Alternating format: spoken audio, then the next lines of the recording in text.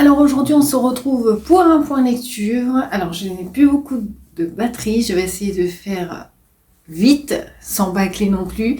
J'ai pas beaucoup trop de temps, donc c'est pour ça. Et voilà, le point lecture, ça fait comme le book haul de la dernière fois, la vidéo. Je le fais tout de suite parce que ça commence à s'entasser. Il est temps de faire un point lecture. Je fais dans l'ordre qui viennent, hein. Donc, voilà, c'est un peu, ouais, voilà. Alors, dernièrement, j'ai lu Sonitchka de Ludmila Ulitskaya, voilà. Alors, c'était un bon livre, franchement, c'était un bon livre. On nous parle de Sonia qui vit dans la solitude et la lecture jusqu'au jour où il y a Robert qui vient dans la bibliothèque où elle a l'habitude de passer son temps libre. Et il la demande en mariage. Voilà, il tombe sous le charme. Je vais essayer d'articuler mieux quand même. Il tombe sous le charme, elle lui demande sa main, donc elle va se marier avec lui. Donc on est en Russie, hein, c'est un roman russe, de littérature russe. Et voilà, on va vivre la vie de Sonia. Alors, je crois que c'était un pan de vie quand j'ai acheté le livre, mais c'est carrément toute sa vie, de son mariage à la fin à ses derniers jours. Et c'était plutôt pas mal. Alors j'ai vu des commentaires où il parlait que c'était un livre très noir à ne pas lire quand on est déprimé. Alors c'est pas le pays des bisounours. La vie de cette femme, et voilà, elle rencontre, voilà, il y a plusieurs couacs dans sa vie, mais sa vie est très intéressante. J'ai bien aimé le personnage. On en rencontre d'autres aussi personnages. Elle n'est pas tout le temps là, Sonia. On varie entre les personnages qui sortent et qui rentrent dans sa vie comme ça. Il n'y en a pas beaucoup, hein. Ça tourne autour d'elle, autour de son couple. Mais voilà, c'est pas si noir que ça. C'est pas si noir que ça. C'était intéressant. Voilà, mais ça m'a pas plus touchée. C'était bien. Donc voilà, je vous le recommande. C'était bien, mais sans plus. Ça m'a pas touché énormément. C'était intéressant. Voilà ce que je peux dire de ce bouquin. Donc ensuite, j'ai lu Chut, c'est un secret de Seo Miae. C'est la suite de Bonne nuit maman, ce thriller psychologique coréen. Donc voilà, les deux sont égaux. Voilà, le 2 est égal au premier, c'est-à-dire, encore une fois, une lecture sympa. Alors, c'est vrai que mes goûts évoluent. C'est-à-dire que je suis moins dans la littérature thriller, la littérature imaginaire. La façon de raconter m'ennuie un peu. Donc c'est vrai, je change beaucoup sur ce point-là. Donc là, c'est purement personnel. C'est vrai que ça, Bonne nuit maman, je l'ai lu il y a peut-être 1 ou 2 ans. J'avais vraiment adoré. Et je me suis rendu compte que, comme je vous ai dit, que le deuxième était égal au premier, mais du coup, j'ai passé un moins bien moment puisque mes goûts ont évolué. Mais ça reste égal, objectivement parlant. Vous voyez ce que je veux dire? La duologie est égale. Je ne sais pas s'il sortira un 3e tome. Je ne sais pas, j'en sais rien du tout. Mais c'était très bien. Alors là, derrière celui-là, pour parler du tome 1, il comparait à... comment ça s'appelle? Le silence des agneaux. Parce qu'en fait, on va être avec une criminologue, pardon, qui va être en lien avec un tueur, voilà, donc Clarice Starling avec Hannibal. Mais ce qui est important comme personnage dedans, et d'ailleurs on va la retrouver, c'est pour ça que j'ai acheté le tome 2. Il y a le mari de cette criminologue qui se voit obligé d'amener, par des circonstances, sa fille dans le foyer. Et cette fille est quelque peu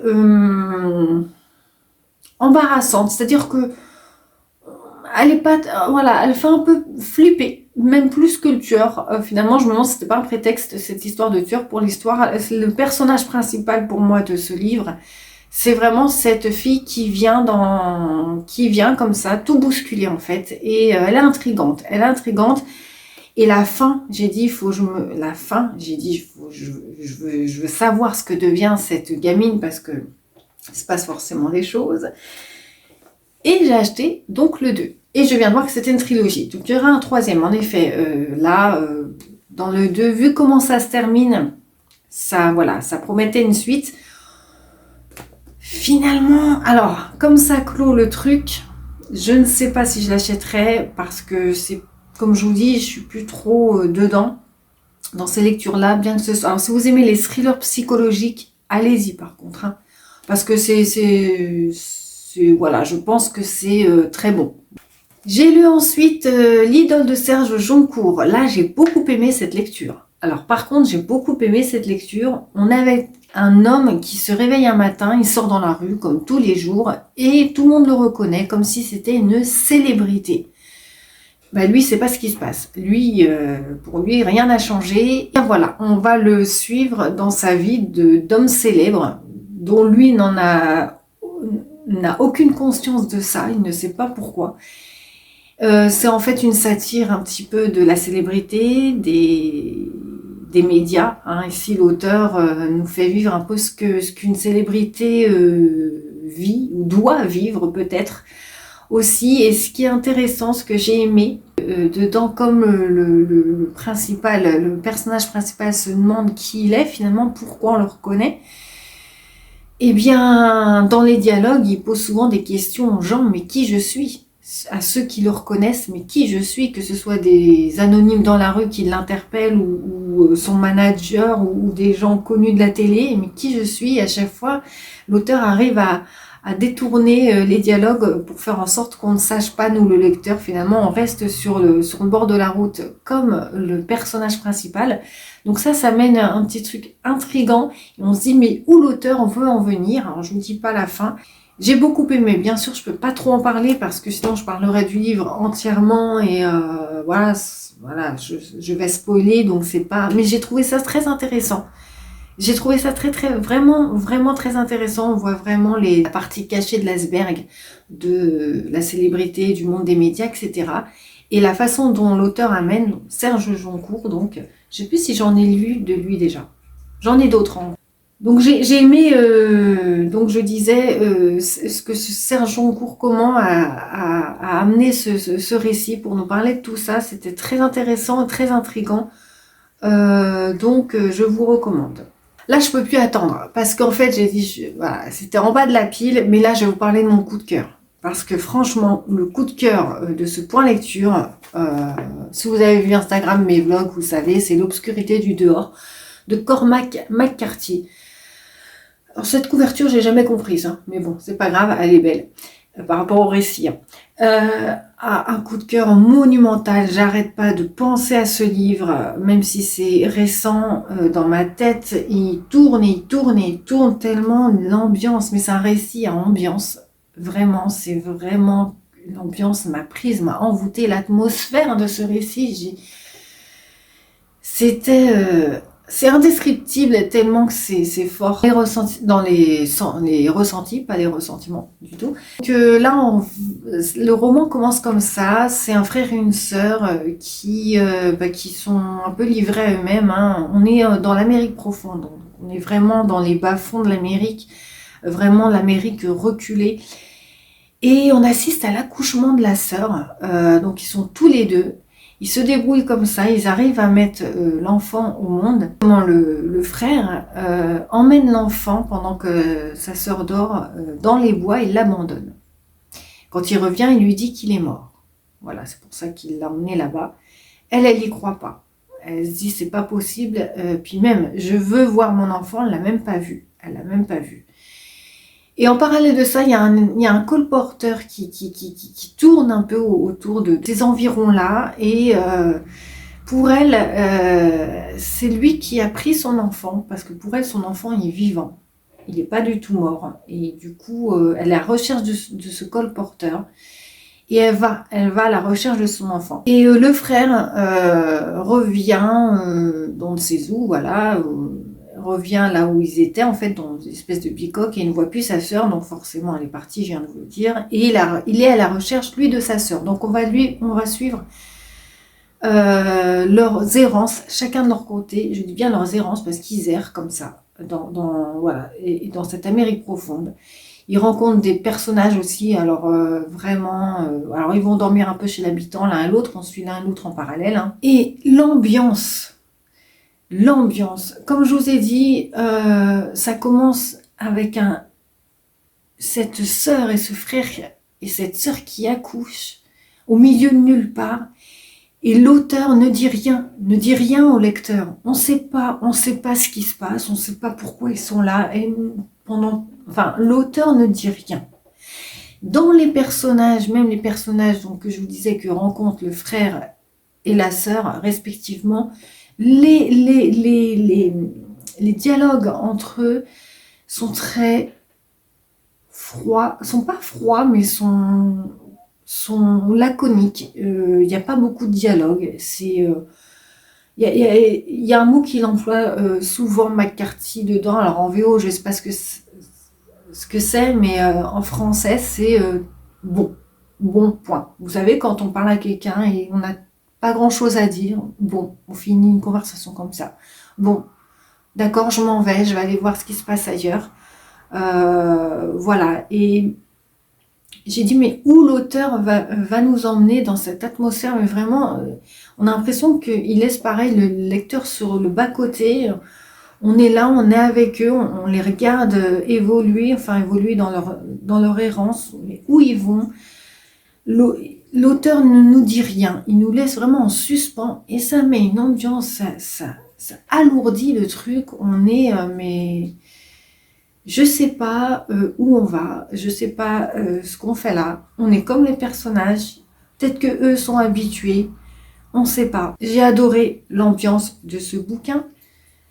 Alors, est-ce qu'elle retrouve son bébé? Est-ce que lui retrouve sa sœur? Je vous laisse découvrir cette pépite.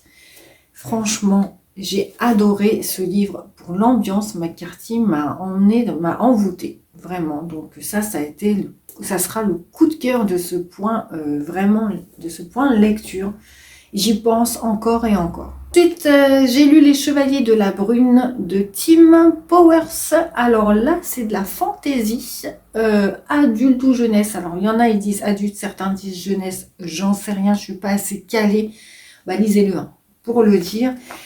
Et tout simplement, là, Tim Powers a dérivé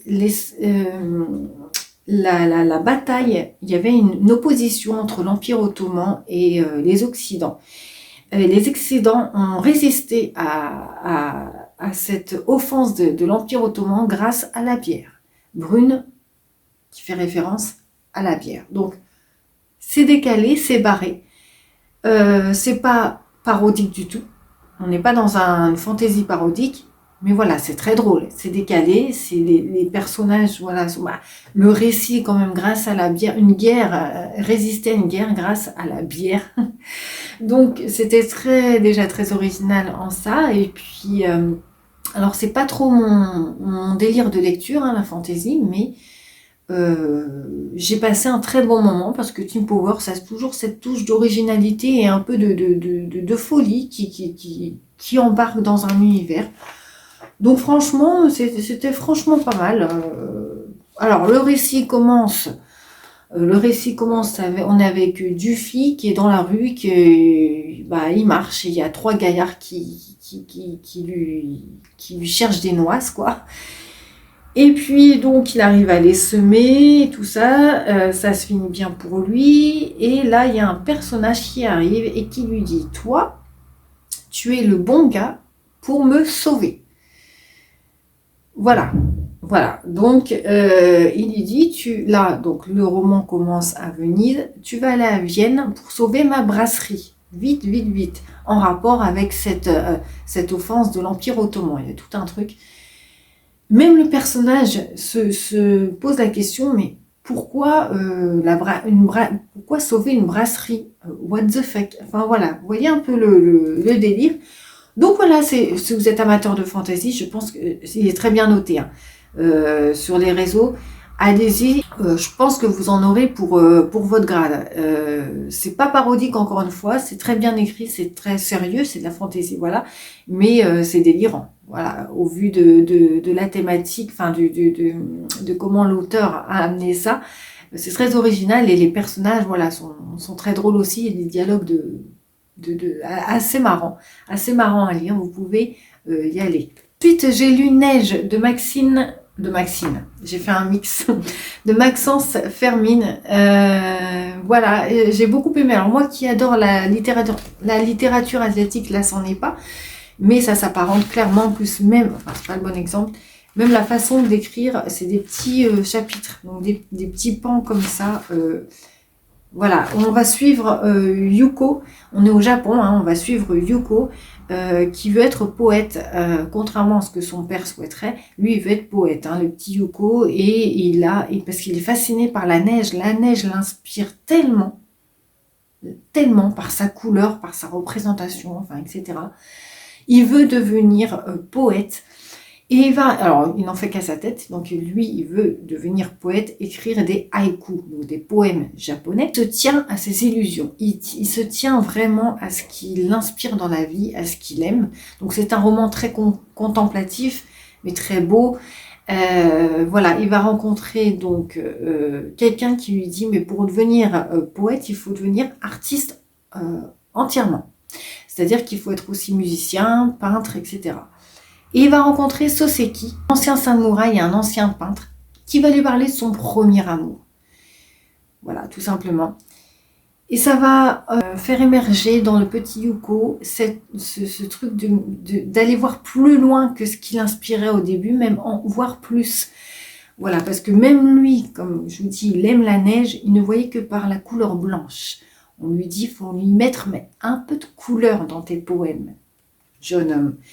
Et voilà, et donc comme les chapitres sont très courts, on assiste comme ça à des petits clips, c'est comme si on mettait en visuel des petits clips, et c'est très joli. Donc Maxence Fermine a vraiment l'âme d'un écrivain asiatique, parce que c'est très beau, la plume, ça pourrait s'apparenter, hein, ouais. C'est très beau, j'ai beaucoup aimé. Voilà, c'était sympa. Ça aussi, c'était sympa. Alors, beaucoup ont adoré, attention. Moi, j'ai trouvé ça sympa. Effroyable jardin de Michel Quint, pardon. C'est un jeune homme dont le père est clown. Et il en a honte de son père. Il comprend pas pourquoi il fait le clown, mais littéralement, il se déguise en clown. Et donc, l'auteur, pour tout ça, va parer à contrer un peu ce truc en nous expliquant une anecdote que son oncle, son père, donc ensemble, ont vécu pendant la Seconde Guerre mondiale.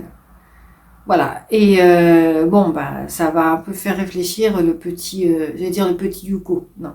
Donc, livre très intéressant. Voilà, l'anecdote surtout, parce qu'elle repose sur ça, de la Seconde Guerre mondiale, des deux hommes là, c'était très bien vu, très bien. Alors, petit livre. Donc, ça va vite. Et en très peu de choses, on ressent plein de trucs. Enfin, ce récit exprime plein de trucs. Voilà. Donc, c'était sympa. On a bientôt fini, il me reste 2 livres. 2 livres. Alors oui, au passage, je ferai décidément le bilan SF une autre fois. Mais il va arriver, ne vous inquiétez pas. Donc 2 livres. Alors déjà, je vais commencer par celui-là et je vais finir par un autre petit coup de cœur que j'ai eu. Moins fort que l'obscurité du dehors. Mais voilà, je vais commencer par celui-là. J'ai failli l'abandonner, pas maintenant, parce que je l'ai abandonné, mais je l'ai repris au mois d'avril. J'avais dû l'abandonner au mois de février ou mars. C'est Le Chant de Kali de Dan Simmons. Et comme je vous l'ai dit en début de vidéo, mes goûts littéraires changent, ma façon de lire, ce que je veux ressentir, quoi. Et lui en a pris pour son grade à cause de ça. C'était pas le bon moment, je l'aurais lu il y a 2-3 ans, j'aurais surkiffé, parce que c'est un super livre, c'est le premier livre de Dan Simmons, Le Chant de Kali. On va être avec un journaliste qui va être chargé de mission. On doit l'envoyer, il doit aller à Calcutta en fait. Il doit aller à Calcutta parce qu'on a retrouvé un manuscrit. Voilà, c'est une histoire un peu fouillie, une côte caisse qui doit être un peu remis à l'ordre du jour. Et donc il doit partir là-bas avec sa femme et son bébé. Donc on va être dans les rues de Calcutta, mais là des rues, alors, toujours avec Dan Simmons. Par contre c'est très sombre. Et tout pour me plaire, je vous l'ai dit. Des rues poisseuses, vraiment ça s'apparente à l'enfer, ce que nous dit Dan Simmons dedans. Donc c'est une descente aux enfers pour le journaliste. Donc voilà, je me suis un peu ennuyée. Voilà, c'était un peu long, trop de dialogue, ça met un peu longtemps à démarrer. Après, les descriptions de la ville de Calcutta est très bonne. Comme je l'ai dit, on est vraiment dans des... On n'est pas en sécurité nous-mêmes, les lecteurs. Donc, c'est vraiment une descente aux enfers très intéressante. Mais c'est plus mon genre de lecture. Et finalement, ça a été ma moins bonne lecture. Et je me serais vue dire ça dans le futur, il y a 2-3 ans. Je pense que j'aurais grincé des dents. Mais c'est simplement plus mon genre de littérature. Parce que je trouve ça un peu trop long, pas assez percutant. C'est trop linéaire. En fait, c'est de la fantaisie version horreur. Et j'aime pas trop ce truc où on suit les personnages étape par étape. Voilà.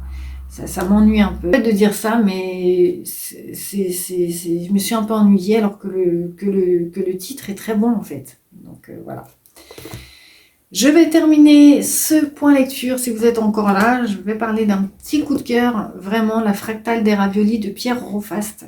Vraiment, ça a été un coup de cœur, mais alors, ça pourrait rentrer dans les lectures what the fuck. Je referai une vidéo parce qu'il y en a déjà 3 en plus qui se sont mis. C'est un roman à tiroir dit Gigogne. Donc ça, j'adore le principe, j'adore, j'en ai pas lu souvent. J'ai dû en lire un, mais il y a longtemps. Mais là, vraiment, celui-là, il est trop bien, j'adore. À chaque fin de chapitre, vous savez, le principe du roman Gigogne, à chaque fin de chapitre, on parle d'un personnage et à la fin, il y a tout le temps un événement ou un nouveau personnage qui vient, qui pop, quoi. Et donc, le chapitre suivant va parler sur ce personnage ou cet événement. Et à chaque fois, ça s'emboîte comme ça. Et lui, il remonte dans des trucs, on va vivre des trucs de fou, des pans de vie de fou de personnages, et ils sont tous tarés. Ils sont tous un peu zinzin, c'est tous un peu des psychopathes. Je dirais que la thématique principale de ce livre, c'est le meurtre. On croirait pas comme ça, mais voilà. Alors déjà, ça commence avec ce personnage-là, où une femme en a marre de voir son mari la tromper. Elle décide de le tuer. Elle en a marre. Le plat favori du mari, c'est les raviolis. Voilà. Donc, elle cherche comment on assiste à ça, comment le tuer. Elle trouve un ingrédient un peu secret à mettre dans les raviolis. Mais il va pas le manger, ce plat. Comme je vous disais, il y a un personnage qui va surgir, qui va empêcher ce truc-là. Et du coup, on va suivre ce fameux personnage dans le chapitre suivant et ainsi de suite. Pour à la fin quand même, parce qu'il y a la boucle est bouclée, il y a une fin, pour à la fin revenir à cette intrigue du début avec la chute. Et donc, je pensais pas que c'était ça en fait. La thématique m'a beaucoup plu. Les personnages sont tous bizarres. Et j'ai passé un trop bon moment, c'était rythmé, haletant, palpitant, passionnant. L'écriture de Rofast va bien avec ce genre de truc-là, avec les personnages complètement tarés, avec des histoires un peu... Ouais, c'était original, c'était rythmé, tout ça. J'ai adoré, je l'ai lu d'une traite. Ce que conseille l'auteur, de lire ça d'une traite, et on peut, franchement, parce que on parle de personnages à chaque fois nouveaux, mais ça suit en fait, parce que on parle du personnage du chapitre précédent, donc il y a une logique à tout ça. J'ai passé un trop bon moment. J'ai passé 2 heures. En 2 heures, j'ai passé un trop... Enfin, 2 heures, je sais plus en combien de temps je l'ai lu. C'était trop bien. Et je m'attendais pas du tout à ça. Et c'était trop bien. Voilà. Alors, là, au moins, je suis à jour dans mes lectures. Comme je vous disais, il restera le bilan de la science-fiction à faire. J'ai que 4 lectures. Je verrai comment ça se passe. Donc, certainement, la prochaine vidéo sera celle-ci. Il ne faut pas que je la retarde trop. Cette vidéo, il faut que je la fasse. Comme ça, je serai bien à jour partout. Dites-moi si vous avez aimé un de ces livres, si vous en avez déjà lu, s'il y en a qui vous interpellent, qui vous intriguent. Et moi, je vous retrouve bientôt.